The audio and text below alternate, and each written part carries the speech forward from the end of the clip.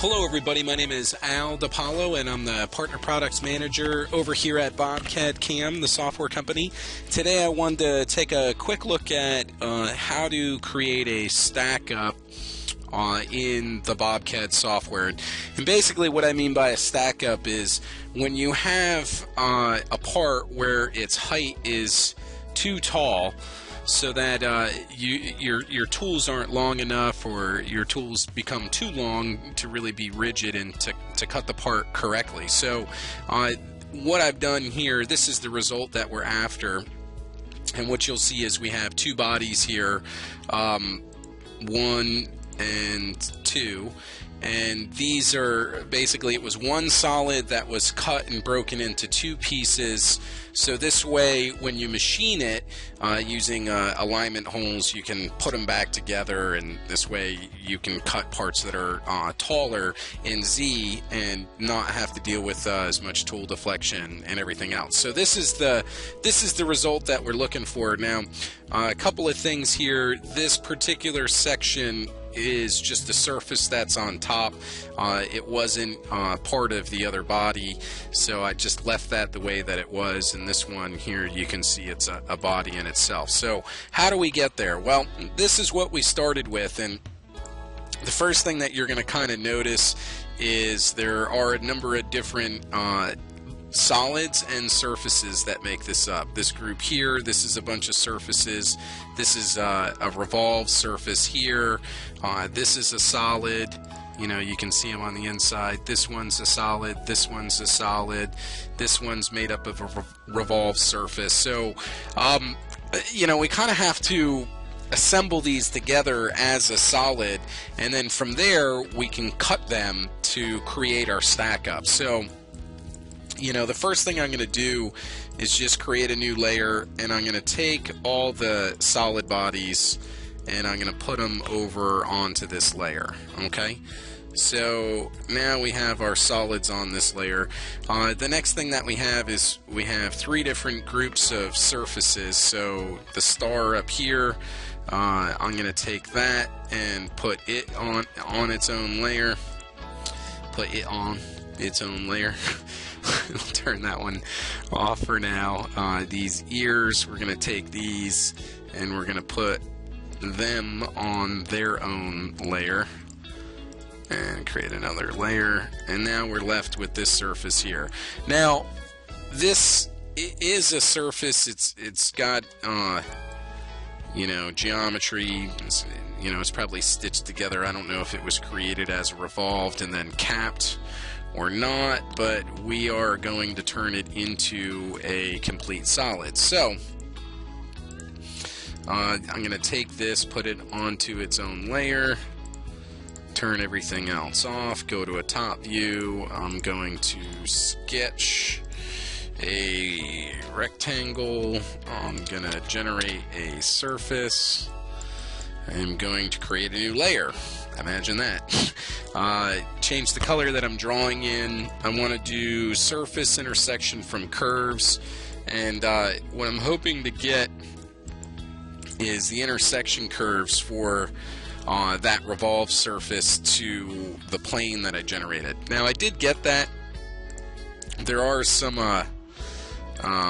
gaps, so I'm going to just sketch a center line here, and then any of the surfaces that didn't make it over, you know what, I'm just gonna select all this stuff here, and then I'm gonna mirror all this stuff here.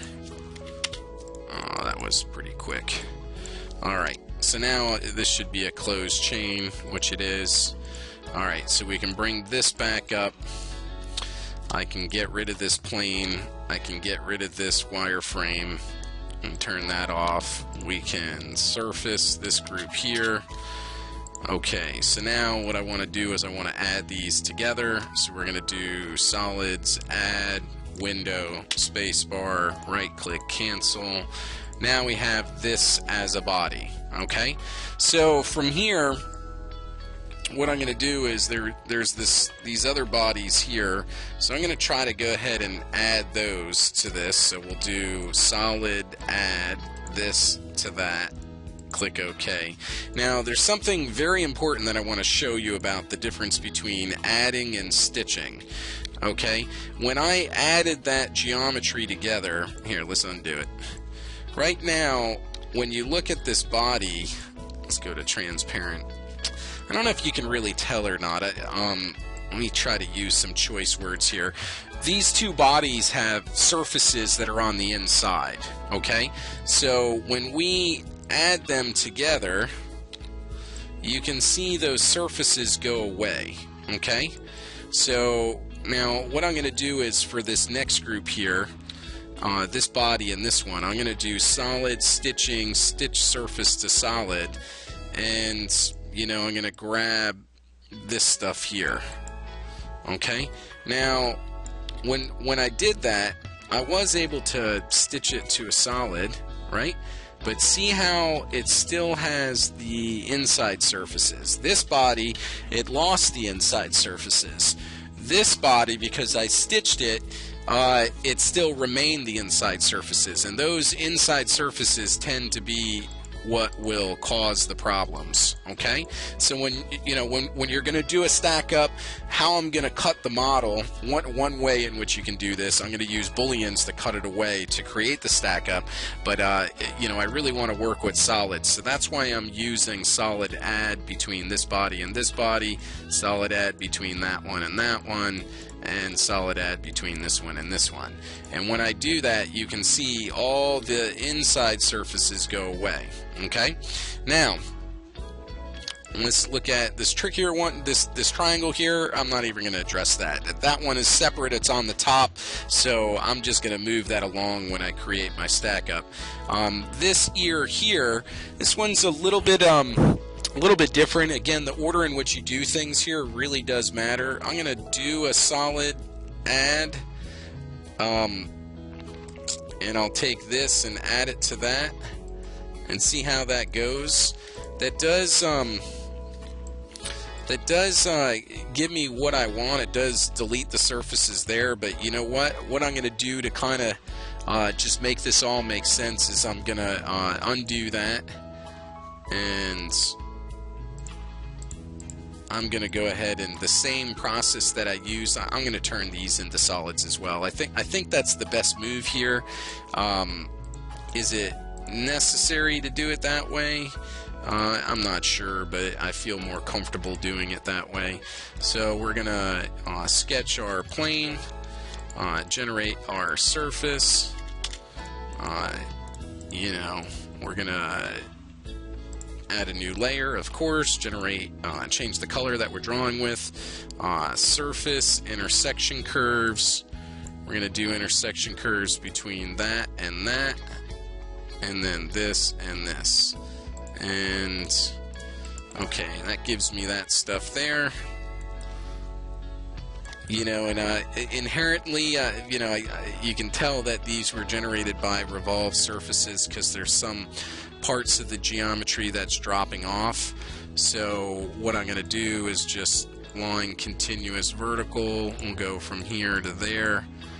We'll select all this stuff and delete it. Utilities mirror. Select all that stuff. Mirror around there. Okay. And I probably can get away with getting rid of that. Getting rid of that. Utilities mirror. There we go. Get that over there. Okay, surface planar. One there. Surface planar. One there. Bring these back up. Solid add. All of that. Spacebar. All of this. Spacebar. Okay. Let's see. Which one do we want to turn on? Alright, so now we have these, so we'll do solids, add this and that. Okay. And this one and that one. Alright, so now instead of having a bunch of surfaces, which are great for machining, we have some solids. So the next thing we want to do is create a new layer, make it active. We're going to do utilities, translate, copy, 5 inches. Take this thing, copy it up 5 inches. We're going to take this. I want to just make sure it's on this layer here. And go ahead and turn it off. Okay. So now from here, I'm going to generate another rectangular plane. And I'm going to create my stack up. I'm going to create a surface for this. Okay. And I'm going to say surface, extrude curve. And I'm going to say 2.5 inches up.